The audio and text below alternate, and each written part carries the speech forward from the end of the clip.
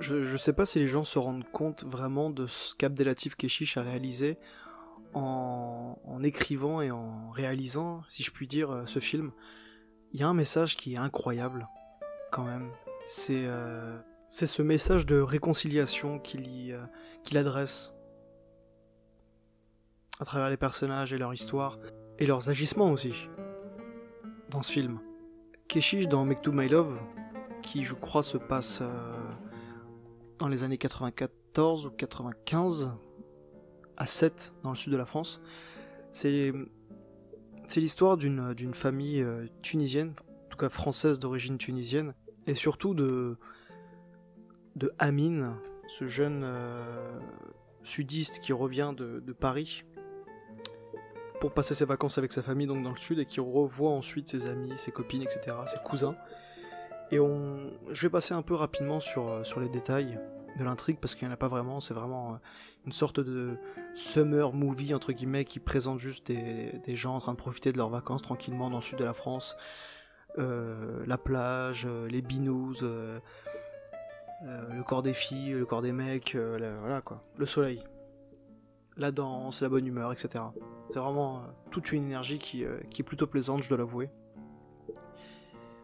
Il y a un message important qui est souligné très bien par Anna le génocide, c'est ce message de réconciliation et surtout d'assimilation d'une famille d'origine nord-africaine.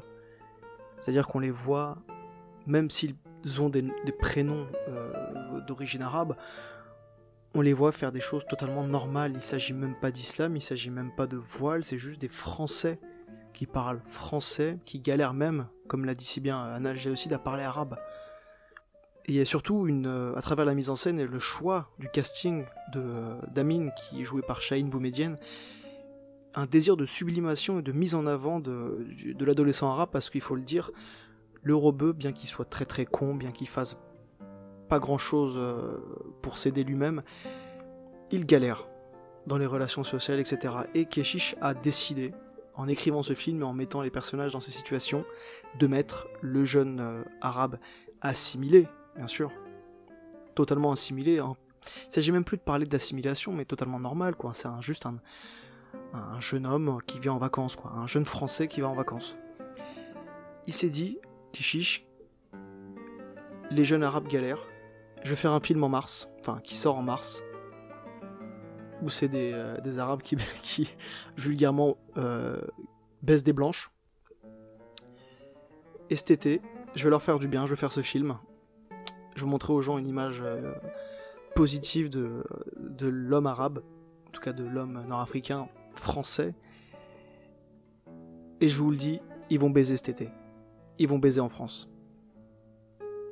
Et rien que ça, on peut dire qu'Abdelatif Kechiche a fait plus de bien à la jeunesse arabe que tous ces imams, tous ces menteurs là qui prêchent des discours absurdes, limite aberrants, mensongers, et même illusoires carrément.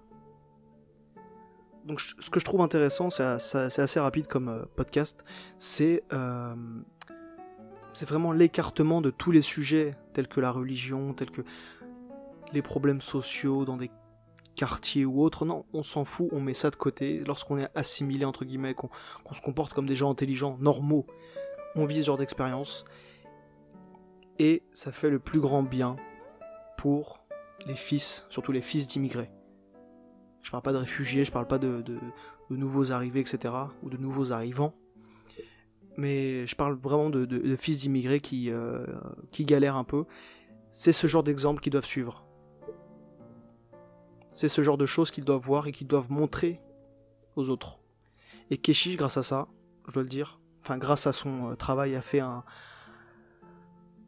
mené un grand combat qu'on ne dit pas, qui ne s'entend pas, mais qui a été relativement bien dit par Anna le génocide. Je le remercie pour ça et j'espère qu'il écoutera ce podcast. Quelques petites critiques par rapport à ce film. Comme je vous l'ai dit, c'est dans les années 90, donc en 94. Au niveau des costumes, je ressens pas tellement cette impression d'années 90, ce qui est un peu dommage.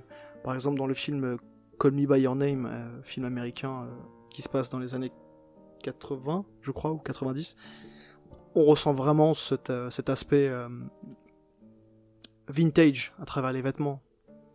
Les chemises larges, très simples, les Converse blanches un peu sales, etc. C'est toute une ambiance, mais hormis ça, les plans sont beaux, le message est beau, la lumière est belle. Que dire de ce film? J'ai vu la bande-annonce, je suis parti le voir en courant, tout seul, première séance au MK2 de Saint-Germain. Et j'ai pas regretté, il dure 2h45, j'ai pas regretté du tout. Et je vous encourage à, non pas aller le voir, mais à aller peut-être découvrir ce film, tranquillement, parce que 2h45, il faut les assumer. C'est tout ce que j'avais à dire à propos de ce film et de ce réalisateur, et de son travail. Je vous dis à bientôt, et prenez soin de vous. Bye.